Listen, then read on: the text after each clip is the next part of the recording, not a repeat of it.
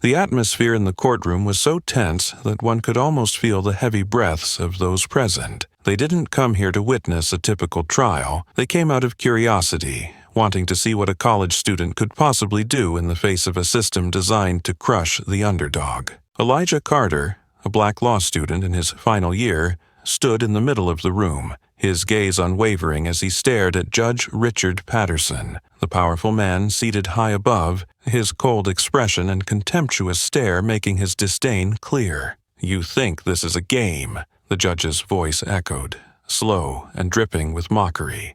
Elijah didn't respond. He stood still, his hands gripping the wooden table in front of him as if trying to hold back an inferno within. "This is a courtroom, not your classroom," Patterson continued, emphasizing every word, as if reminding the entire room that Elijah was just an unqualified kid, out of place here. Laughter erupted from a few of the people seated below. Some older lawyers turned to each other, shaking their heads with a smirk, as if they were watching a clumsy act performed by someone out of their depth. But Elijah remained unfazed. He took a deep breath and slowly walked toward the center, his eyes sweeping across the room. "Your Honor," his voice rang out. Not too loud, not too soft, but sharp, like the edge of a blade. The laughter faded. Some people even raised an eyebrow in surprise. They say that justice doesn't discriminate between the rich and the poor, the strong and the weak, that everyone has the right to be protected by the law. So why, in the very place where the law is supposed to be upheld, am I treated as an outsider simply because of my age? The courtroom fell into a stunned silence. Elijah didn't stop. He walked over to the defendant's table, picked up a file, and turned to a specific page. In the case of Johnson v. Louisiana in 1985, the Supreme Court ruled that, he read aloud each clause, each legal precedent, every argument used in the history of the court. No hesitation, no uncertainty. On the opposing side, Mark Calloway, the lawyer hired to defend the landlord in this case, suddenly frowned. "What the hell is this?" he muttered. Calloway had been part of hundreds of cases, but he had never encountered a student capable of presenting arguments so sharply that they could tear apart the holes in the case file with just an opening statement. Patterson, who had been mocking only moments ago, now narrowed his eyes. "Where did you learn all this?" His tone no longer had any trace of jest. Elijah calmly stared back at the judge. "Right here, in the pages of law books, in the cases I've studied over the past 4 years." At that moment, a prosecutor sitting in the front row suddenly stood up. "Objection, Your Honor!" Mark Calloway shouted. He turned to the judge, his voice somewhat frantic. "We have reason to believe that this person is not who he claims to be. I request that his identity be verified immediately." Elijah turned to Calloway, offering a light smile, full of challenge. "If you need proof, I can provide it right now." He opened his briefcase, took out a thick stack of documents, and placed it on the table in front of the judge. The atmosphere in the courtroom grew suffocating, as if everyone was holding their breath, waiting to see what would happen next. Patterson slowly extended his hand to take the file from the court assistant, opening it. The moment he saw the honors graduation certificate from Columbia Law School, the perfect transcript, and most importantly, the confirmation that Elijah had passed the bar exam at the age of 21, Patterson's face immediately stiffened. Calloway, who had just demanded a verification, stood frozen, eyes wide as he skimmed through the documents. "This can't be." Elijah stood there, towering over the shocked gazes around him, waiting calmly. He had known this moment would come, and this was just the beginning. Judge Patterson's hand trembled slightly as he flipped through the pages of the file, his sharp gaze slowly turning to one of confusion. The atmosphere in the courtroom, packed with people, became unbearably tense. Calloway, who had been so confident moments before, now had a red face, his eyes darting back and forth between the file and Elijah, as though unable to believe what he was witnessing. A 21-year-old black student had passed the bar exam. A poor boy from Chicago's working-class neighborhood was now standing against him in the courtroom. This was unacceptable. But Elijah stood there, tall, calm, and confident, without a hint of hesitation. He was used to the doubtful looks, the disdain the world had for people like him. But to understand how he could be standing here today, amidst a courtroom full of seasoned lawyers, surrounded by the rich and powerful who were trying to bring him down, one had to go back to the past, to the place where it all began. Chicago, many years ago. A young boy sat quietly by the window of a tiny apartment in an old building. The light from the street lamp filtered through the window frame, reflecting off the thick stack of books spread out on the table. This boy was Elijah Carter. While other children his age were playing outside or glued to the TV screen, this boy was reading complex laws that even adults struggled to understand. The first time he touched a law book, he was just 7 years old. It was an old book his mother had brought home from the public library, a small reward from the librarian after a long day of cleaning. Deborah Carter, Elijah's mother, was a janitor. Every day, she worked from dawn until late at night, sweeping the halls and cleaning the offices of a large building in downtown. She had no money, no status, but she had resilience and a strong belief in justice. "People like us, son," his mother had said, exhausted, sitting on an old wooden chair. "They don't want us to know the law, because when we know the law, we can stand up against them." Those words etched themselves into Elijah's mind. He read one book after another, absorbing every clause, every statute like a thirsty sponge. He didn't just read to understand, he read to argue. By the time he was 12, he could debate with college students in academic forums at the city library. And by 16, he was attending debating contests, beating people twice his age. But he always did everything quietly, without fanfare, without seeking fame, because he knew the world wasn't made for a talented black boy from a poor neighborhood. But talent could not be hidden forever.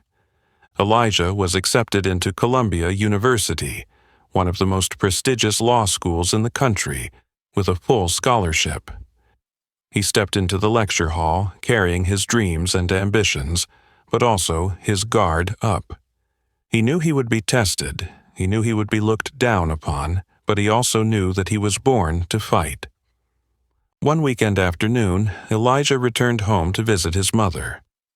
He still wore the same simple shirt and faded jeans, looking nothing like a student from a prestigious school. Stepping into the old building where he grew up, he saw that nothing had changed. The cracked walls, the dark hallways, and the people still struggling every day just to survive. But this time, something new happened. A quiet sob echoed from the apartment downstairs. Elijah stopped. The door was ajar, and inside, a woman was sitting on the floor, her hands clutching her face. It was Monica Hayes, his old neighbor. "Monica!" he called out. The woman looked up, her eyes red and swollen. When she saw Elijah, she quickly wiped her tears and tried to smile faintly. "Elijah, you're here to visit your mom?" "Yes. What happened, Monica?" Monica remained silent for a moment, as though struggling to decide whether or not to speak. But then, unable to hold it in any longer, she handed him a crumpled piece of paper. An eviction notice. Elijah frowned and quickly skimmed through it. The landlord, Thomas Reynolds, claimed that she had violated the lease agreement and must leave the apartment within 2 weeks. But the reason he gave was suspiciously vague. "Did you pay the rent in full?" Elijah asked. Monica nodded immediately. "Every month, on time." "Then what reason did he give?"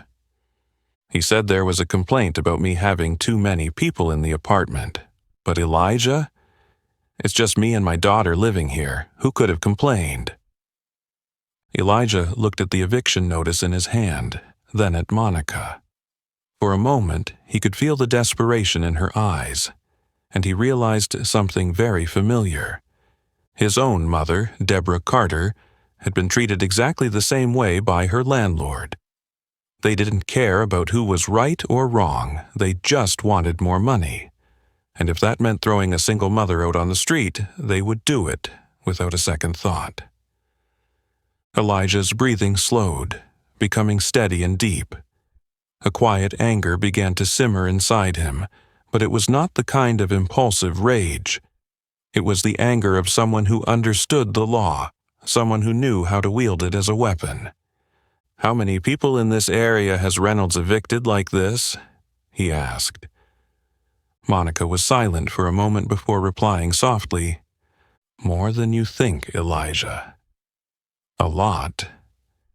He nodded, staring at the eviction notice in his hand. "You don't have to leave," he said, his voice calm but firm. "We won't let him do this." Monica looked at him, confused but also with a flicker of hope. "But how? I'm just a student." Elijah smirked, his eyes flashing with sharp determination. "No," he said, gripping the paper tightly. "I'm a lawyer, and I'm not losing." Elijah gripped the eviction notice tightly in his hand, his eyes scanning the hastily written lines of legal jargon. The terms of the lease agreement that Thomas Reynolds, the powerful and devious landlord, had invoked to force Monica out of the apartment were not only absurd, but had a clear purpose: to evict the old tenants and hike up the rent.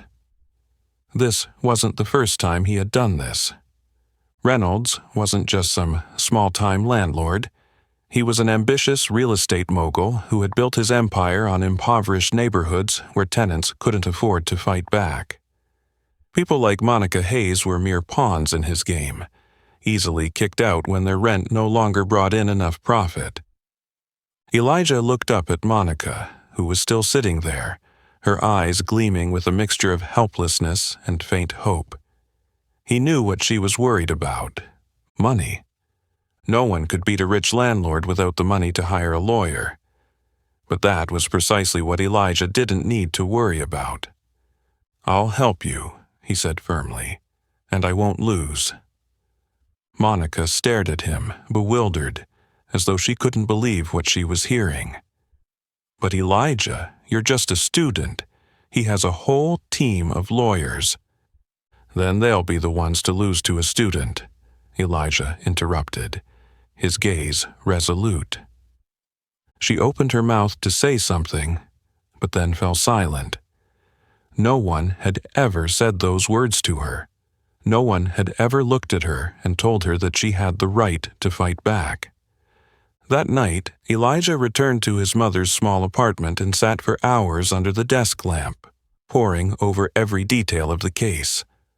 On the table were piles of legal documents, Monica's lease agreement, emails exchanged between her and the landlord, and a slew of other papers that Elijah had asked his mother to gather from neighbors who had been evicted before. Reynolds wasn't just greedy, he was strategic. He knew that people like Monica had no means to resist him. He exploited the loopholes in the lease to evict tenants, then renovated the apartments and doubled the rent. The old residents left quietly, and wealthier new tenants moved in, unaware they were living on the despair of the families who had been pushed out. But this time, things wouldn't be so easy. Elijah went through Monica's entire lease, carefully combing through every clause. And then he found it. A loophole. Monica's contract contained a clause that contradicted the building's eviction policy, and if exploited correctly, Elijah could prove that Reynolds' eviction notice violated state tenant protection laws. A small smile flickered on his lips. Reynolds thought he was clever, but he had made a mistake. The next morning, Elijah sat down in front of his laptop and typed up an official legal letter addressed to Thomas Reynolds' office. The language of the letter was polite and professional, but it carried a clear warning. If you do not withdraw the eviction notice for Monica Hayes, we will file a lawsuit, and we have enough legal grounds to win. He reread the letter one last time, ensuring every sentence was perfectly crafted. There was no room for error. A few hours later, he received a response, not from Reynolds, but from his law firm. A brief email with no sign of concern or hesitation. We have reviewed your letter. Our client has the legal right to proceed with the eviction. If you believe you have legal grounds to sue, feel free to proceed. Elijah wasn't surprised. They thought he was just an inexperienced student, unaware of the brutal reality of the courtroom. Their biggest mistake was underestimating him. He clicked send, officially filing the lawsuit with the Cook County Court. Within a week, news of the lawsuit began to spread. A law student from Chicago suing one of the most powerful landlords in the area. This wasn't something you saw every day. Local media took notice. Some reporters reached out to Monica for an interview. Legal forums buzzed with discussions about the student challenging the system. But while public opinion was heating up, another tense conversation was taking place elsewhere. Inside a luxurious office, Thomas Reynolds slammed his phone down on the desk. The screen still showed the news of the lawsuit, with the headline, "Law Student Sues Greedy Landlord, a Landmark Legal Battle in Chicago." Reynolds was no longer just a regular landlord, he had become a notorious figure. Across from him sat Mark Calloway, the seasoned lawyer he had hired to handle the case. "That damn kid," Reynolds growled, his face red with fury. "How the hell did a student get this on the news?" Calloway didn't respond immediately. He was still reading Elijah's complaint, his sharp eyes scanning the text. "He's not just any kid," Calloway said slowly. "I did some digging. He passed the bar exam when he was just 21. Reynolds froze. He hadn't expected this. Calloway continued, "He's not a rookie. If we're not careful, he could bring your entire system down." Reynolds leaned back in his chair, thinking for a moment. Then he cracked a dangerous smile. "Well, then don't give him the chance. Find a way to crush him now." As Reynolds and Calloway plotted their next moves, Elijah continued preparing for his case. He had no idea that on the other side, they were already planning to play dirty. Threats would soon start. Real dangers were approaching.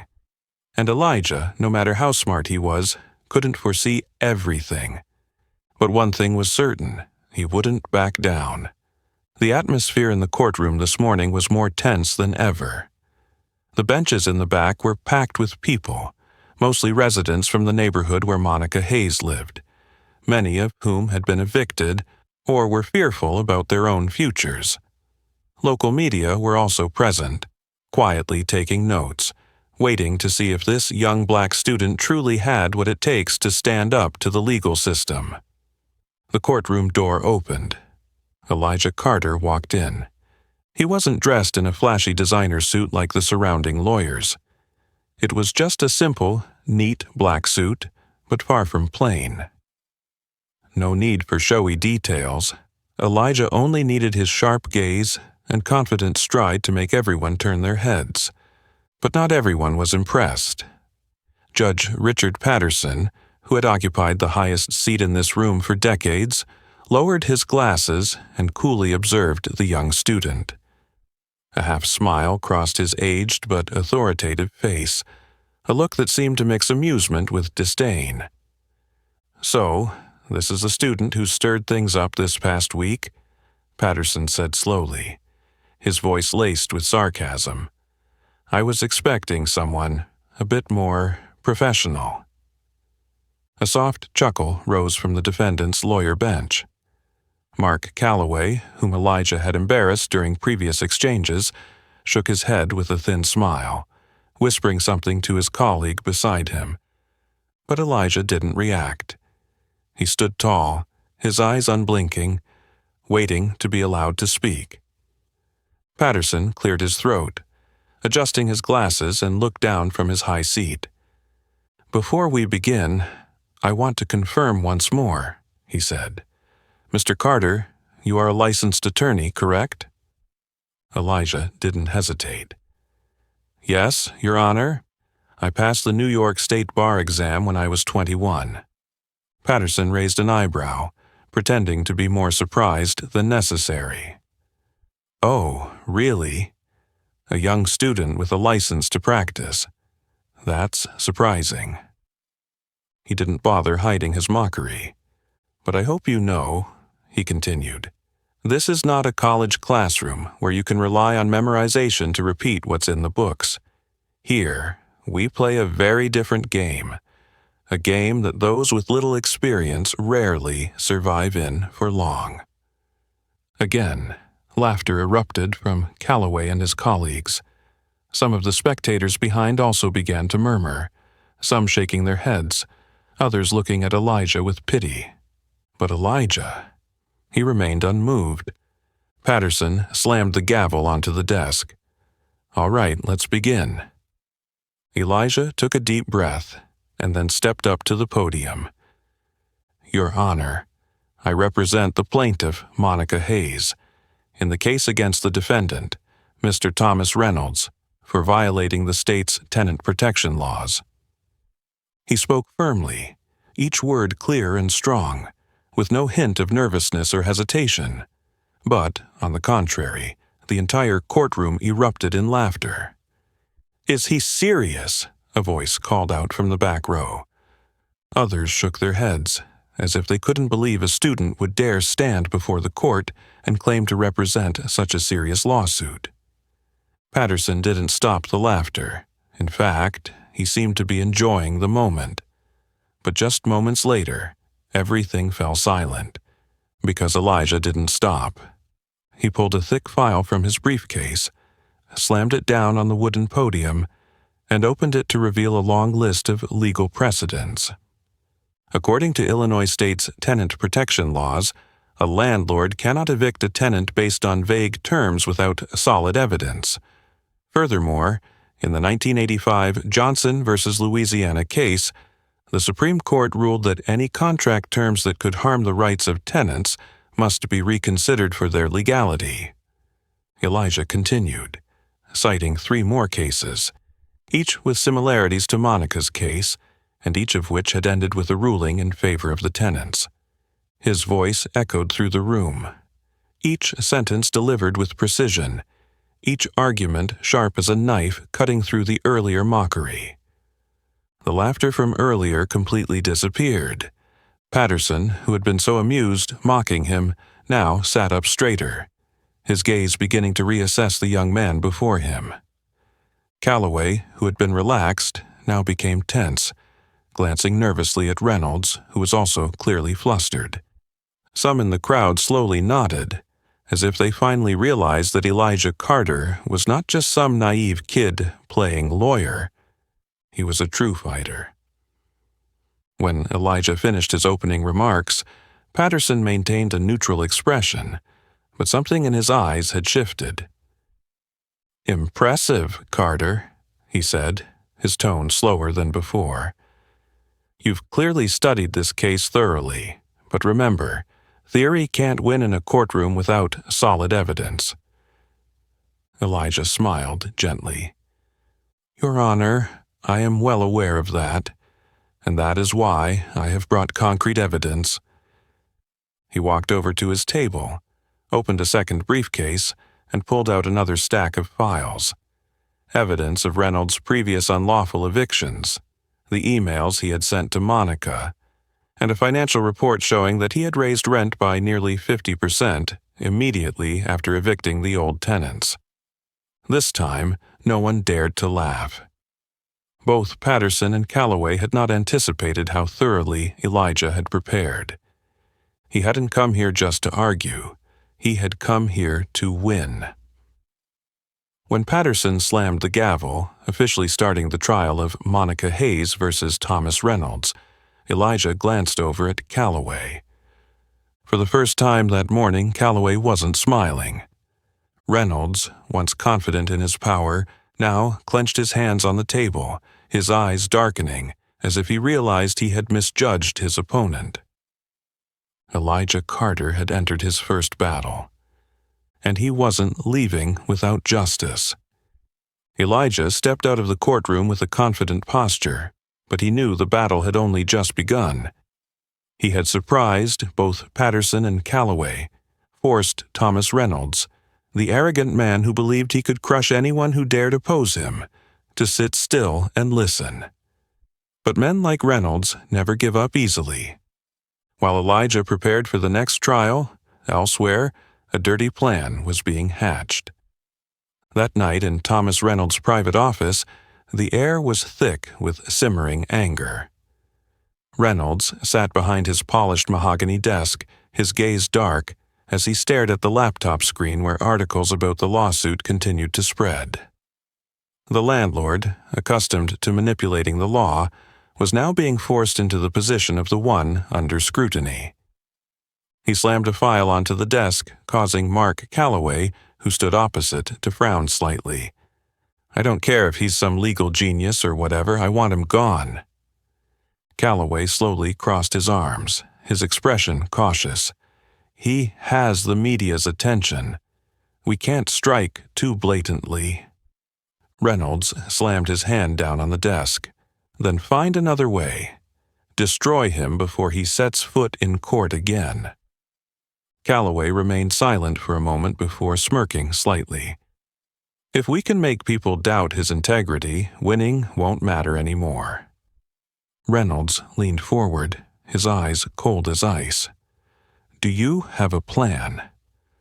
Calloway slowly pulled out his phone and dialed a number. "I know a few people in the police department." The next day, as Elijah worked in the student law office, his phone buzzed.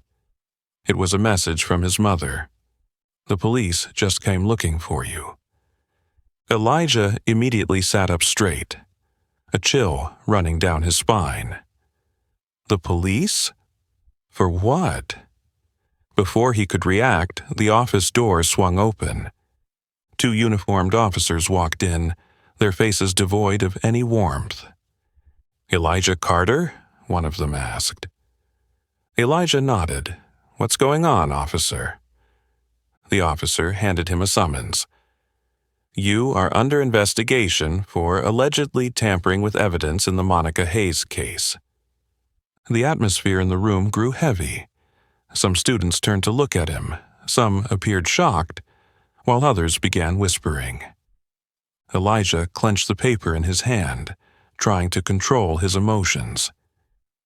This wasn't a mistake, nor a misunderstanding. This was a deliberate attack.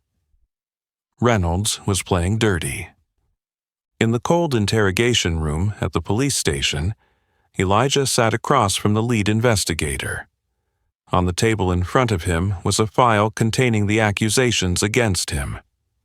"Carter," the investigator began, "we've received complaints that some of the documents you submitted to the court show signs of being falsified. Do you have anything to say?" Elijah leaned back, crossing his arms. "Who filed the complaint?" The investigator didn't respond. Elijah smirked. "Thomas Reynolds, right? I thought you'd do better than this." The man across from him squinted. "Understand that this is a serious investigation. If you're found guilty, you could lose your law license." Elijah remained unfazed. He had prepared for this moment long ago. "I know the law. I also know that to accuse someone of falsifying evidence, you need to have solid proof. So, where's the proof?" The investigator remained silent for a few seconds. There was no proof. This was nothing but a psychological game. Elijah leaned forward, his eyes cold as ice. "If there's no proof, then this isn't an investigation. It's a cowardly attempt to intimidate me, and I'm not easily intimidated." The investigator tapped the file in front of him lightly. "We'll continue our investigation. You can leave now, but don't think this is over." The moment Elijah stepped out of the police station, he saw a middle-aged man in a sharp gray suit waiting outside. Harold Jennings, a seasoned lawyer and a close family friend, one of the people who had mentored Elijah when he was a first-year student. "Did they find anything?" Jennings asked as Elijah approached. Elijah shook his head. "Nothing, just a political game." Jennings pursed his lips, his eyes sharp. "I'm filing a complaint with the police department about this. They can't tarnish your reputation just because a powerful landlord wants to crush you." Elijah nodded, but he knew deep down this was just the beginning. At a luxury restaurant downtown, Thomas Reynolds sat across from Mark Calloway. "He still hasn't backed down," Reynolds said, his voice slightly annoyed. Calloway took a sip of his wine, a slight smirk on his face. "Of course not, but we've planted the seed of doubt. The important thing isn't winning right away. It's making him fight on multiple fronts." Reynolds frowned. "What do you mean?" Calloway set his wine glass down on the table. "Make the press doubt him, make the public lose faith in him, because a lawyer without honor isn't a lawyer anymore." Reynolds nodded slowly. "I want him destroyed." Calloway chuckled lightly. "Don't worry, Thomas. We've only just begun." Elijah knew Reynolds wouldn't stop, but he wasn't afraid. He had entered this fight, and he wouldn't back down. He would show the world that the truth always prevails, no matter how many times it's trampled. The tension still weighed heavily on Elijah's shoulders as he returned to the courtroom the following morning. He knew Reynolds hadn't given up, and that this landlord, along with his legal team, would continue to play dirty, doing everything in their power to make him fail. But today, Elijah had a plan of his own. He had studied every piece of evidence, every loophole in Reynolds' records, and especially the testimonies of his witnesses. If he could prove in court that Reynolds wasn't just abusing the law to evict tenants, but also manipulating witnesses, there would be no saving him from the judge's verdict.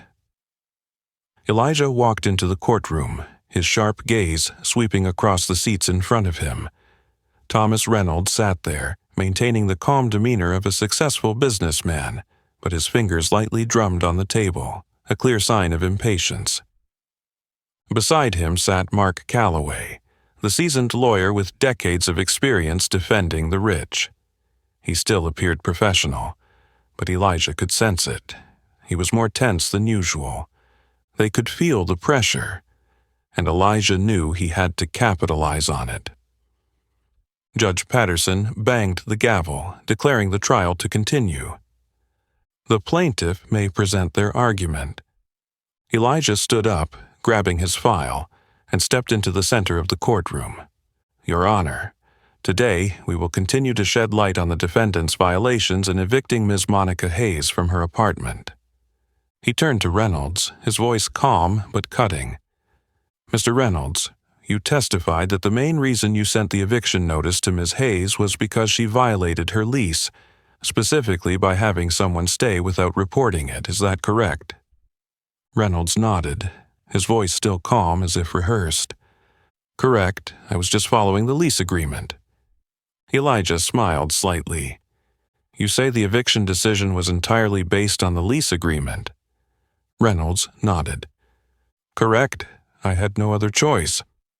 Elijah nodded back, then slowly pulled a stack of documents from his briefcase and placed them on the table in front of the judge.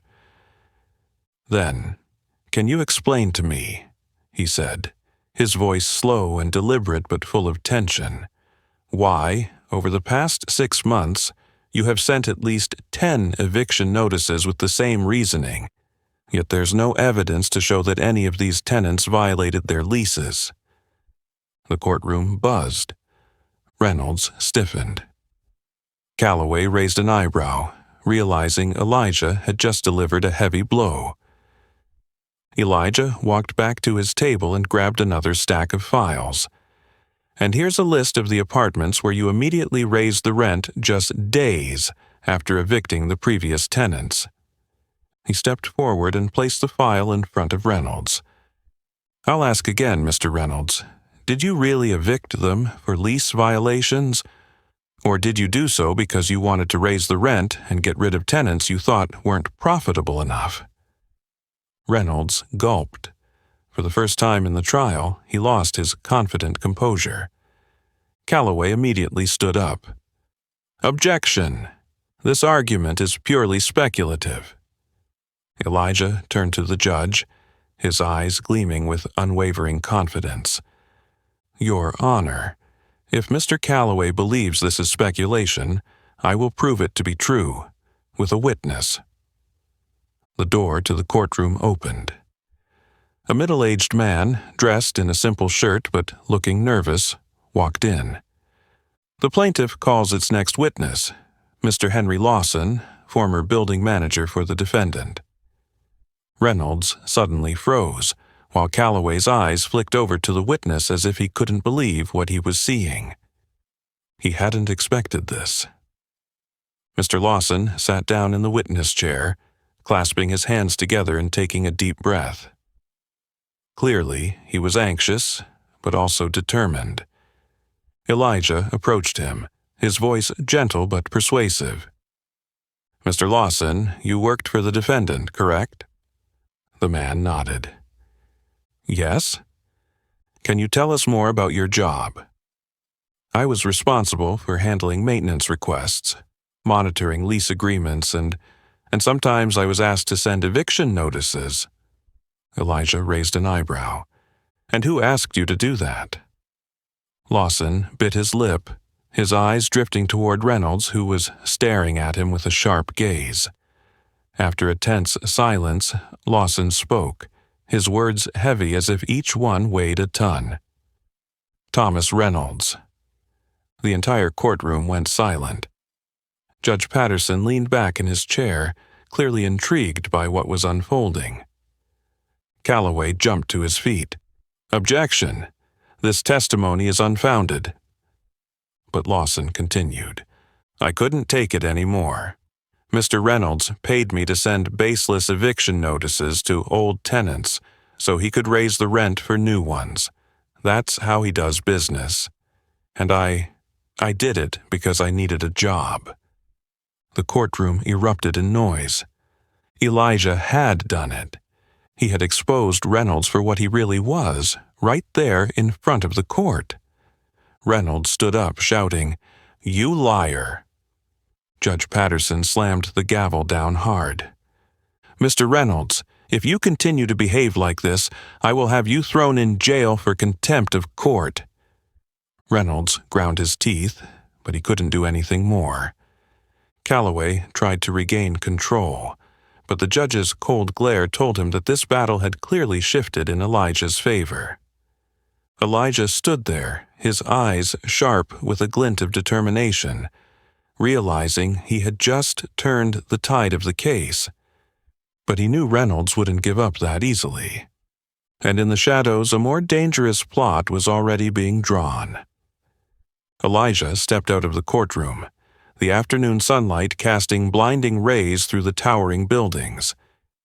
He paused on the steps, taking a deep breath to calm himself, but couldn't deny that today was a monumental day.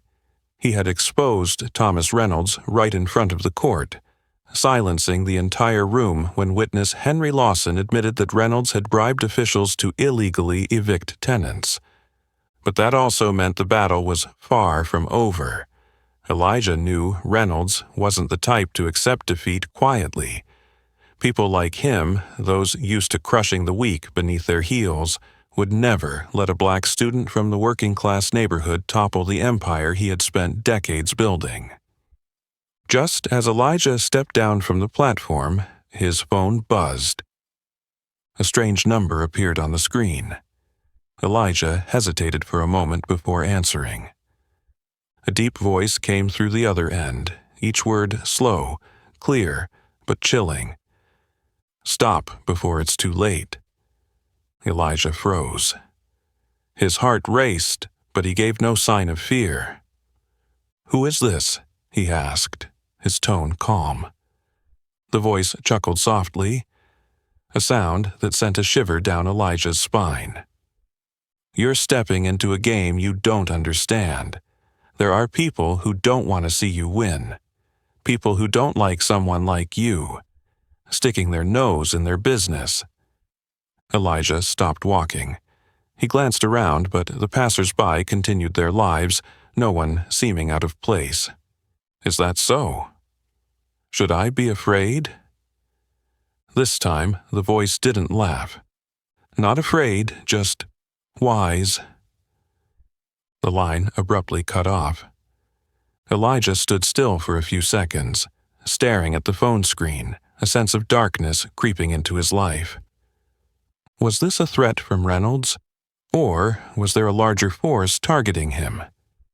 Elijah continued toward the parking lot, but this time he felt the weight of someone's gaze on him. He didn't turn around immediately. Instead, he slowed his pace, pretending to check his phone, then quietly observed through the reflection on the glass door of a building nearby. And he saw him. A middle-aged man, wearing a leather jacket and sunglasses despite the lack of sun. He wasn't following too closely, but he was close enough to keep Elijah in his sights. Elijah kept walking, his steps steady, but his mind was racing with questions. Who was this man? Was he connected to the call? Had Reynolds hired someone to tail him? Or was this a different threat altogether? As Elijah neared the parking lot, he suddenly veered into a narrow alley, forcing himself to slow down as if checking a message. A few seconds later, footsteps echoed behind him. He was being followed. Elijah turned sharply. "What are you looking for?" The man froze for a moment before regaining his composure. He smirked, as if unfazed. "Take it easy, Carter. Just a coincidence." Elijah squinted, studying him closely. He didn't recognize the man, but there was something undeniably dangerous about him. You have a sharp mouth, but sometimes knowing when to stay silent is the smartest way to survive. Elijah smirked. "Is that so? And should I listen to the advice of someone following me without a clear reason?" The man tilted his head slightly, as if assessing Elijah. "Just a warning. My name's Lucas Harper. I'm sure we'll meet again." With that, he turned and walked away, as if he had no fear that Elijah would call the police or do anything about it. Elijah stood there, his breath slowing. But in his mind, one thing was clear. He wasn't just up against Reynolds anymore. There was another force, more dangerous, involved in this case. And if they sent someone like Lucas Harper, he was dealing with a hornet's nest.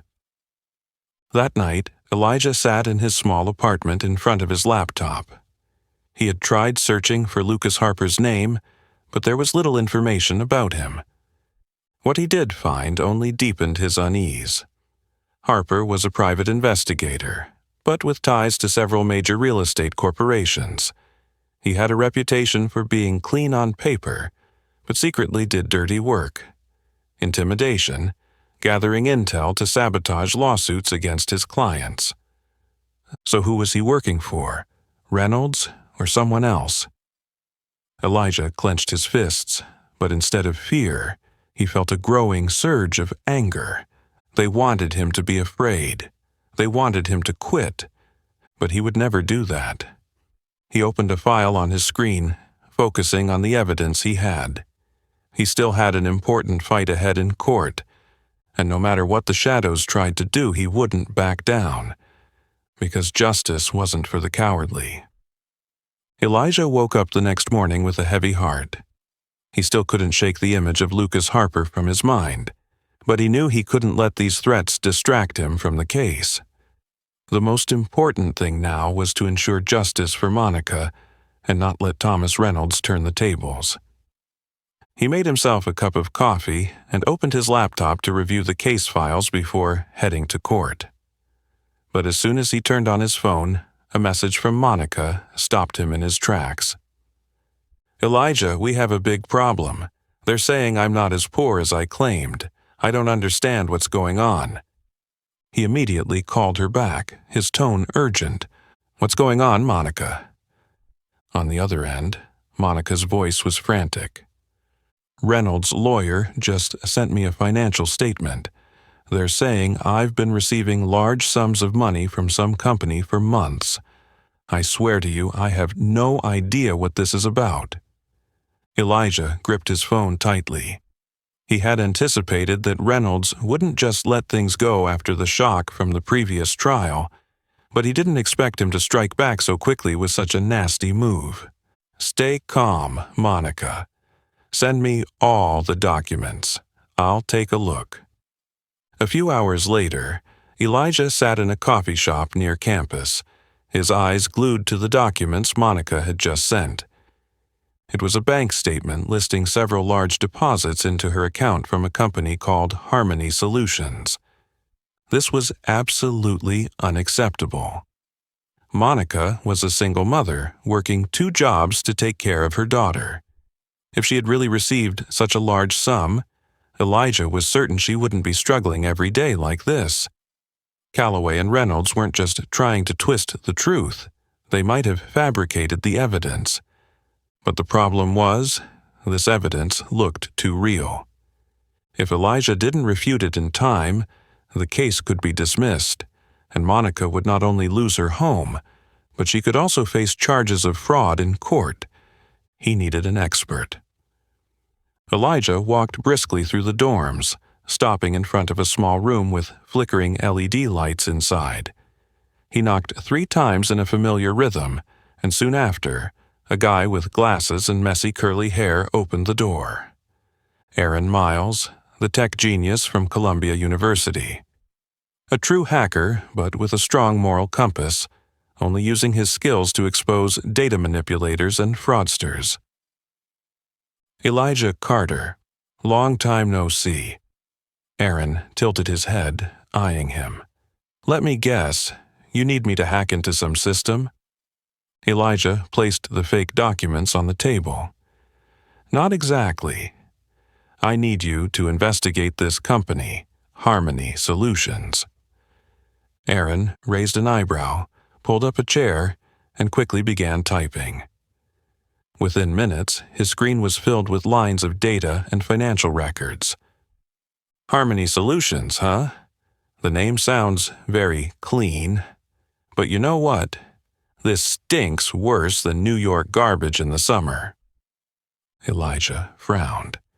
"What do you mean?" Aaron typed a few commands, then turned the screen toward Elijah.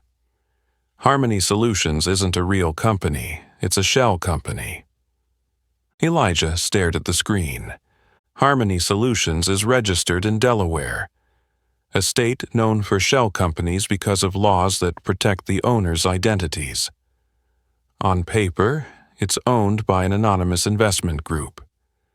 But if you trace the financial transactions, I found this. Aaron clicked, and a financial document appeared linking Harmony Solutions to a bigger company. The name of that company made Elijah clench his fist. Reynolds Development Group. "Thomas Reynolds," Elijah muttered, his eyes darkening. "That's right," Aaron nodded.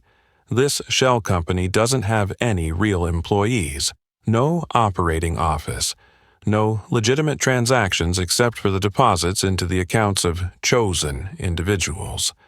And I'm sure Monica isn't the first one to be set up this way." Elijah took a deep breath, feeling his anger rising in his chest. Reynolds wasn't just trying to protect himself in the case. He was trying to destroy Monica's reputation completely by framing her for accepting illegal money. He stared at the screen, then slowly said, "I need proof. I need a full report, with all the links between Reynolds and Harmony Solutions. Aaron narrowed his eyes. "What are you going to do?" Elijah stood up, his eyes flashing with determination. "I'm taking it to court, and this time, I won't just expose Reynolds, I'll destroy him completely." Aaron looked at him, then smirked. "All right, but be careful. I'm sure Reynolds won't sit still if you make him even angrier." Elijah just smirked. "He's already threatened me, but he doesn't understand that I'm not the kind of person who's easily intimidated." That night, Elijah sat in his apartment, carefully reading through every page of the report Aaron had sent. Everything was clear. Reynolds had used Harmony Solutions to fake financial transactions, and if Elijah presented this in court, not only would Reynolds lose the case, but he could also face a criminal investigation. But Elijah also knew he wasn't alone.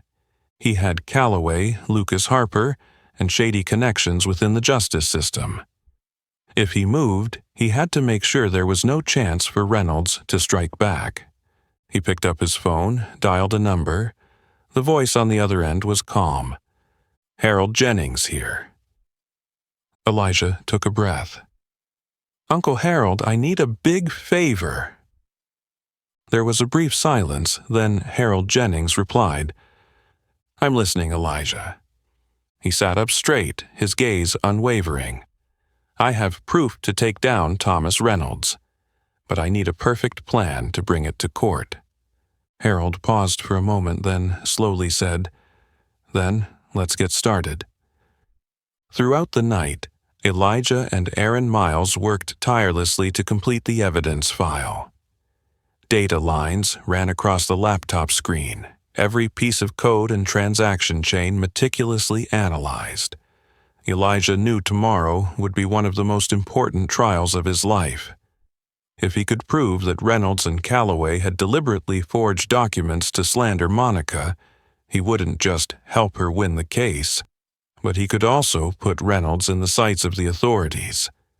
At 3 a.m, Aaron stretched, his eyes red from lack of sleep, but still sparkling with excitement. "It's done. I've traced the editing history of the documents from Harmony Solutions. These are fake records created less than 2 weeks ago. And guess who verified these deposits?" Elijah glanced at the screen. "Johnson and Finch Accounting Firm, a subsidiary of Reynolds Development Group." Aaron scoffed. They didn't even try to hide it properly. They really thought no one would dare investigate. Elijah closed the laptop with a determined look in his eyes. "Tomorrow we'll make the court see who the real fraudsters are." Reynolds stood frozen in the middle of the courtroom, his face flushed with anger. He was used to controlling everything around him, accustomed to using money and power to bend the law to his will. But today, for the first time in many years, he was cornered. Elijah's evidence not only exposed Harmony Solutions as a mere front, but also revealed a sophisticated financial manipulation network orchestrated by Reynolds himself. And when Elijah issued his final warning, demanding Reynolds confess before the next piece of evidence was revealed, the entire courtroom understood that he had nowhere to run. But Reynolds was not one to easily accept defeat. He clenched his jaw, then suddenly turned to Calloway, whispering something. The seasoned lawyer, who had lost his composure for a few moments earlier, quickly regained his professional demeanor. Calloway stood up, slowly walked toward the center of the room, and a faint smile appeared on his lips. "Your Honor, since my client has been continuously defamed with baseless accusations, we have decided to file a defamation lawsuit against the plaintiff, Monica Hayes." The atmosphere in the courtroom froze instantly. Monica gasped. Elijah frowned. Calloway continued, his voice smooth as though he had prepared this in advance. "My client is a reputable businessman who has contributed greatly to the community. The unfounded accusations from the plaintiff and her representative not only damage his honor, but also affect his business. We have ample grounds to countersue for defamation and reputational harm." Some people in the courtroom started murmuring. A few reporters whispered among themselves, ready to seize the breaking news. But Elijah remained calm, watching quietly. This was Reynolds' final move. When he couldn't refute the evidence, when he couldn't escape responsibility, he did what powerful people often do: drag the lawsuit out, make the victims fear, and drain them financially and emotionally. He was betting that Monica would give up. Elijah tightened his grip slightly but kept his voice steady as he stood. "Your Honor, I request that the court dismiss this defamation lawsuit immediately. It is clearly a tactic to delay and pressure the plaintiff." Calloway smiled still. "Oh? Then why don't we let the court decide whether this lawsuit is valid or not?" Elijah looked at him, then turned to Reynolds. His eyes gleamed sharply. "If you want to prolong this lawsuit, then we will broaden the investigation. I propose we subpoena witnesses related to Mr. Reynolds' other fraudulent activities." The courtroom fell silent. Reynolds shifted slightly but quickly masked his unease. Calloway maintained his confident posture, but a flicker of doubt crossed his eyes. Elijah looked directly at Judge Patterson. "Your Honor, I have a list of Mr. Reynolds' previous victims. If we're talking about honor and reputation, then I believe these people have the right to speak." The judge nodded and tapped the gavel lightly. "Your proposal is reasonable. The court will consider subpoenaing the relevant witnesses." A few days later, the trial resumed with a series of new witnesses. Some were former tenants of Reynolds, others were his ex-employees, and some were individuals listed as recipients of money from Harmony Solutions. Elijah stepped forward, looking at the first witness, Robert Langley, a former property manager for Reynolds Development Group. "Mr. Langley, how long did you work for Mr. Reynolds?" Langley swallowed hard. 12 years. Elijah nodded. "So, are you aware of the financial transactions between Harmony Solutions and some of the former tenants?" Langley hesitated. Calloway, sitting across from him, glared at him coldly, as though warning him. But Langley took a deep breath and spoke. "Yes, I know." A wave of murmurs spread through the room. Elijah took a step forward. "So, can you tell the court what these payments actually were?" Langley looked at Reynolds, whose hands were clenched so tightly his knuckles were white. Finally he sighed. "They were bribes." The courtroom exploded. Reynolds shot up, ready to object, but Judge Patterson quickly slammed the gavel down. "Order in the court!" Elijah turned back to Langley. "Continue, Mr. Langley." Langley swallowed again. I was instructed to send these payments to the tenants, but not to help them. In reality, they were a way to make lawsuits against Mr. Reynolds disappear." Reporters immediately scribbled notes furiously. Some people in the room were wide-eyed in shock. Elijah stared at Reynolds. For the first time, he truly looked afraid. Another witness, Cynthia Green, who had also worked for Reynolds, was called up. Elijah stepped forward. "Miss Green, do you know what Harmony Solutions is?" Cynthia looked around, clearly nervous. I don't know much. I just handled some paperwork." "What kind of paperwork?" She licked her lips, glancing at Calloway as if waiting for his signal. But this time, Calloway said nothing. He only looked down at the table, knowing everything was slipping out of control. Finally, Cynthia whispered, "Fake rental contracts. Documents to legitimize evictions." Elijah nodded, as if he had known this all along. Judge Patterson looked at Reynolds. Mr. Reynolds, do you have anything to say about this testimony? Reynolds gritted his teeth. Elijah quietly walked toward him, stopping just short of the defendant's table. Mr. Reynolds, I will ask again. Do you want to confess before I present the next piece of evidence? The entire courtroom held its breath. Reynolds opened his mouth, but no words came out. Both he and Calloway understood that this battle was nearing its end. The atmosphere in the courtroom seemed to freeze after Elijah's question. Every eye was focused on Reynolds, who sat stiffly in the defendant's chair, his jaw clenched so tightly that his temples twitched.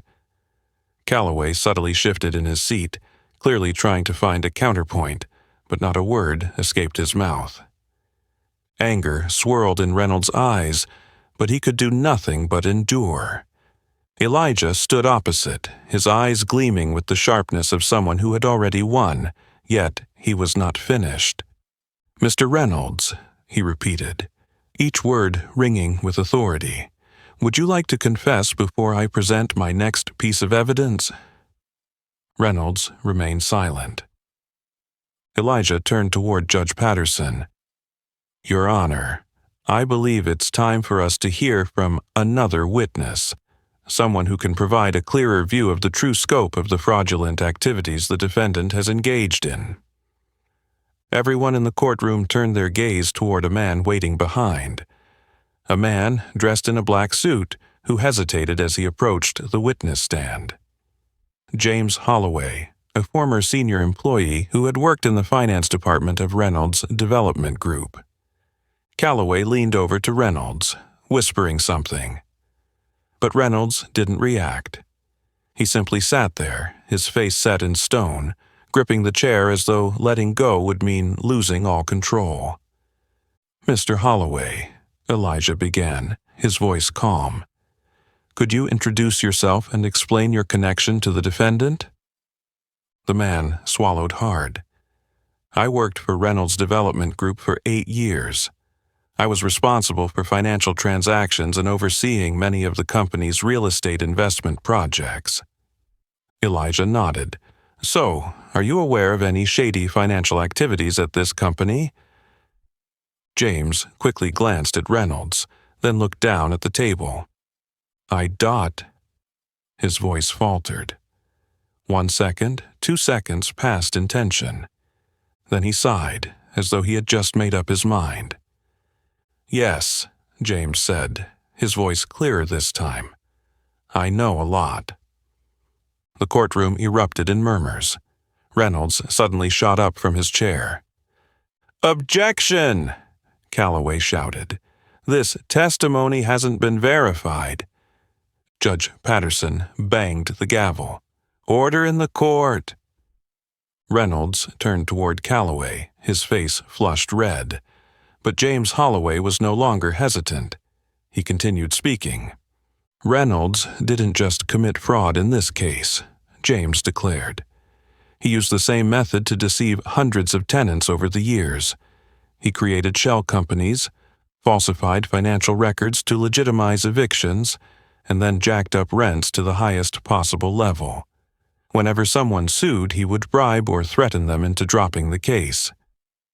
If that didn't work, he created fake evidence to ruin their reputation, just like he did with Monica Hayes.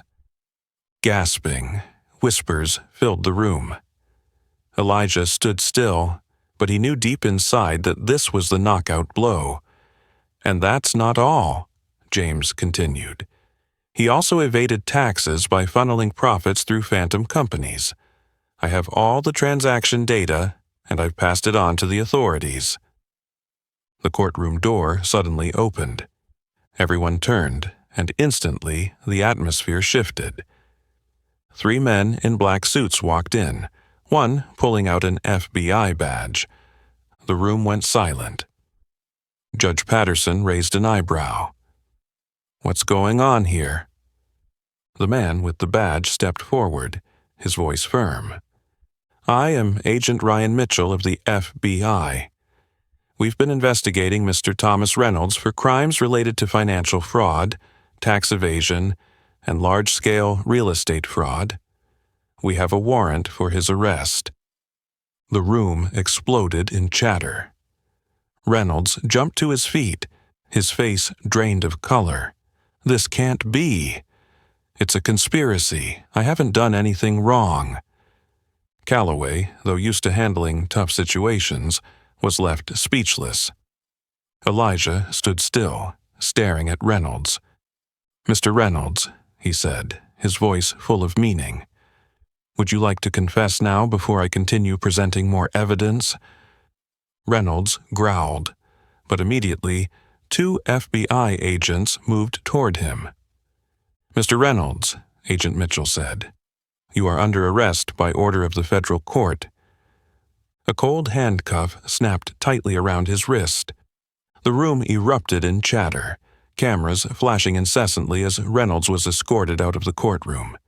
He struggled, screaming, but it was all in vain.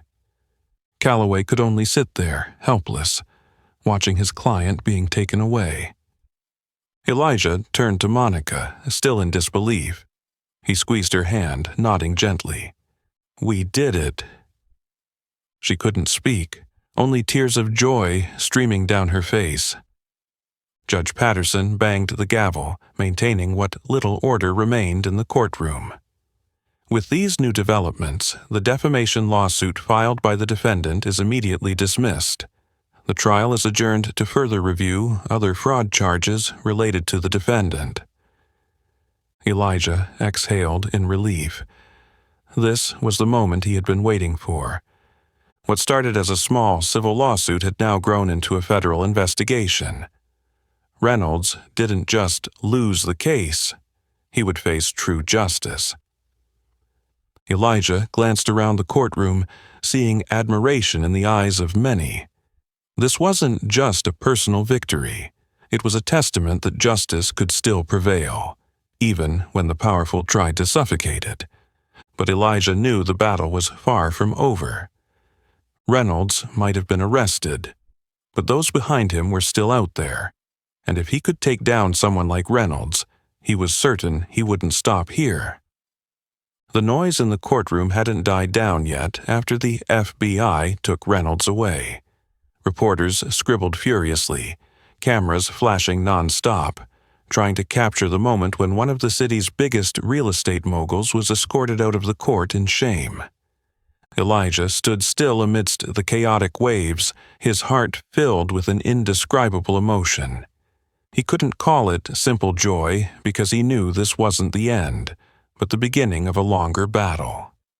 Still, he felt something deeper, something he had been fighting for all this time. Justice had prevailed. Judge Patterson banged his gavel, calling for order in the courtroom. As the noise slowly subsided, he gazed over at the plaintiff, Monica Hayes. The woman who had endured so much hardship, oppressed by an unjust system, had finally gotten a chance to reclaim her rights. "Considering all the evidence presented in this court," Patterson's voice rang out, each word strong and authoritative, "I declare the plaintiff, Miss Monica Hayes, the winner of this case." Applause erupted throughout the room, despite the court officer's efforts to quiet the crowd. Monica stood still for a moment, then turned to Elijah, tears welling up in her eyes, but no longer tears of despair. These were tears of liberation. Elijah took her hand, squeezing it gently, nodding slightly. "We did it," he said, his voice low but full of meaning. Monica broke down, unable to speak, but her eyes shone with a spark of hope she hadn't felt in years. After the trial, Elijah walked outside to face a sea of reporters waiting. They surrounded him. A barrage of questions came flooding in. "Elijah, do you feel satisfied with the outcome? Do you think this marks the complete downfall of Reynolds Development Group? Elijah, what's next for you?" He looked around, seeing Monica still beside him, still not quite believing everything had ended. But Elijah knew it wasn't the end. Reynolds might have been arrested, but the system he relied on still existed. There were countless others like Monica out there, those who had been unjustly evicted, those with no one to defend them against people like Reynolds. He turned back to face the reporters, his voice resolute. This lawsuit wasn't just about Monica Hayes. This is a wake-up call to the entire system. If we don't change, there will be thousands, millions of others pushed out onto the streets because of the greed of those in power. Today, we've proven that justice isn't just for the wealthy. Some reporters nodded, scribbling notes faster, but Elijah wasn't done. But I know that a single court case won't change an entire system. That's why I won't stop here. He paused for a moment, took a deep breath, and continued. Today, I officially announce the formation of the Justice Collective, a group dedicated to helping tenants who have been treated unjustly, providing legal assistance and protecting their rights against the profiteers. The crowd gasped. The name, the Justice Collective, spread quickly from reporter to reporter like wildfire. Cameras zoomed in on Elijah, capturing his sharp gaze, the gaze of someone not just wanting to win a lawsuit, but someone aiming to change the entire system. Monica turned to him, astonished. "You're really going to do this?" Elijah nodded. "No one should have to go through what you've been through. If I can help, I will." A few weeks later, Elijah sat in a small room that Monica and some friends had helped fund to serve as a temporary office for the Justice Collective. In front of him were piles of paperwork, complaints from other tenants, documents about tenant rights, a list of notorious real estate moguls he needed to investigate. He knew this path wouldn't be easy. People like Reynolds never disappeared completely, and others would rise to take his place. But this time, Elijah wasn't fighting alone. Aaron Miles had joined the team, overseeing financial investigations and monitoring the illegal activities of real estate companies. Monica became one of the first to stand up and help other tenants. She knew better than anyone the struggles they faced. Harold Jennings, who had assisted Elijah in the lawsuit, agreed to be the legal advisor for the organization. This was only the beginning, but Elijah knew they were building something bigger than themselves. One late evening, when Elijah was alone in the office, he gazed out the window. The city was alive with the glow of lights from the skyscrapers.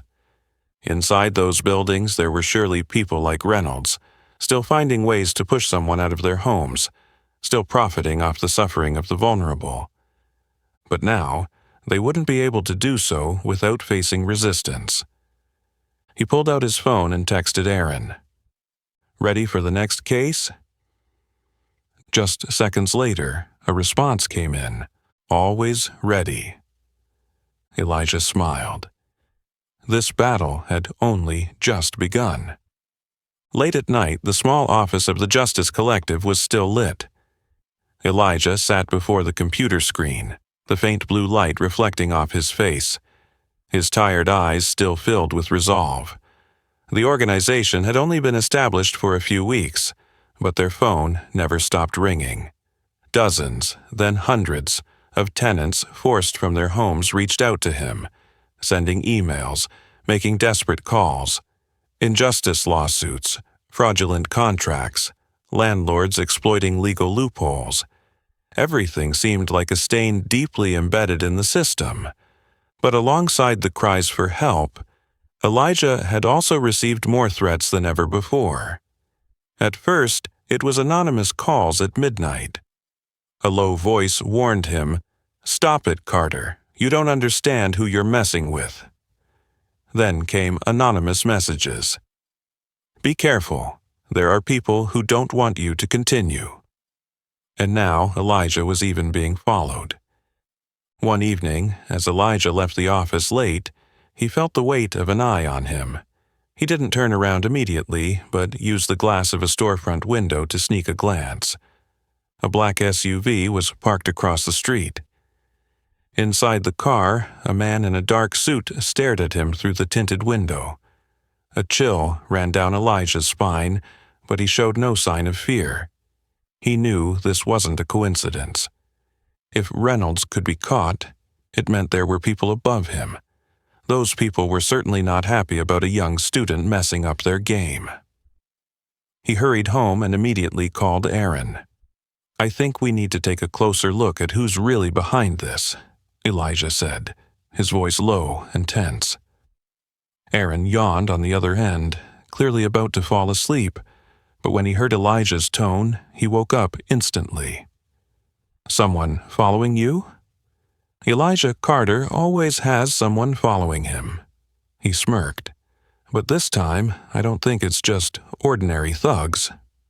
Aaron paused for a few seconds, then replied, "All right, I'll check out who's behind Reynolds' development group. If he's just a puppet, there's definitely someone pulling the strings." "And Aaron," Elijah hesitated for a moment, "be careful." Aaron laughed. "The one who needs to be careful is you, Carter." 2 days later, Elijah received a call from Aaron. The tone was serious. "Elijah, I found something and you won't like it." Elijah raised an eyebrow. "Spill it." "I traced Reynolds' finances before he was arrested," Aaron explained, "and there's a very strange cash flow from an investment fund called Blackwood Holdings." Elijah leaned forward, narrowing his eyes. "Never heard of it." "Because it was created to remain secret." Aaron tapped lightly on his keyboard. "It doesn't publicly show any activities, but it's closely connected to a network of real estate corporations nationwide." A wave of unease washed over Elijah. "In other words," Aaron continued, "Blackwood Holdings is not just a regular investment firm. It's like an underground conglomerate pulling the strings behind the real estate market. Reynolds is just one of their pawns." Elijah sat silently for a few seconds. He had thought that by taking down Reynolds, he had severed the head of the snake. But it turned out he had just brushed against the fin of a massive shark. That evening, Elijah was working alone in the office when the light suddenly went out. He looked up, scanning the room. Everything was shrouded in darkness, except for the glow from the computer screen casting light on his face. Then his phone buzzed, an unknown number. He hesitated for a second, then picked up. A low, menacing voice echoed through the phone. "Elijah Carter." He remained silent. "You've gone too far." Elijah still said nothing, but his eyes were sharp, his grip tightening on the phone. "You think you've won?" The voice continued. "You've just taken down a pawn. You can't crash the whole game, and if you don't stop right now, the game will crush you." Elijah blinked, took a deep breath, and replied slowly, "I don't play chess." The voice laughed. "Fine, but you'll soon realize that in this world, either you control the game, or you're just a pawn discarded." The line went dead. Elijah sat still in the dark, but instead of fear, he felt a simmering anger spread through his chest. He had destroyed a part of the system, but now he realized that the whole system needed to be brought down. He picked up the phone and called Aaron. "I want to know everything about Blackwood Holdings." Aaron sighed. "I figured you'd say that." Elijah smirked, but there was no hesitation in his eyes. He knew he had stepped into a much bigger fight, but this time he was ready. Elijah sat in the office of the Justice Collective, staring at the detailed information board about Blackwood Holdings on his computer screen. What Aaron had uncovered confirmed what Elijah had suspected. This was not just a simple investment company. Blackwood Holdings was a massive financial network, controlling hundreds of real estate companies across the United States. They didn't just manipulate rental prices. They had influence over politics, creating legal loopholes to protect themselves. And the worst part? They had been operating for decades with enough power to cover up any crime, enough money to buy off the entire system. Reynolds was just a small pawn, a replaceable link.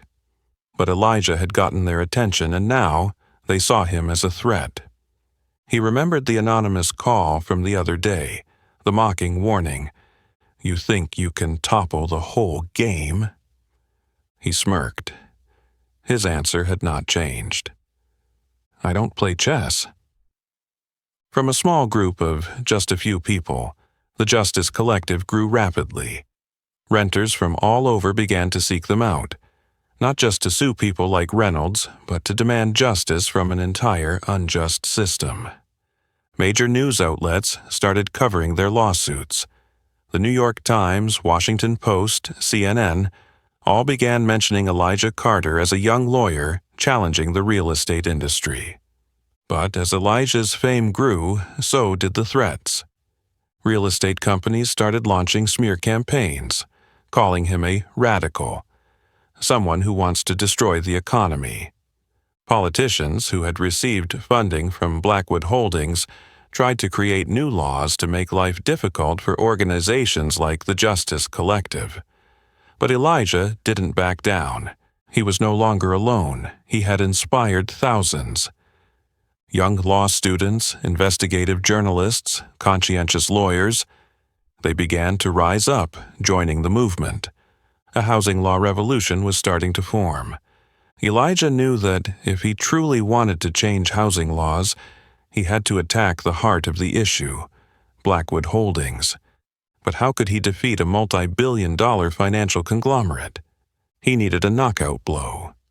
Aaron and his team had dug deep into the financial records, finding a series of illegal transactions. Blackwood Holdings had been evading taxes, laundering money, and manipulating property prices in illegal ways. Elijah couldn't sue them right away.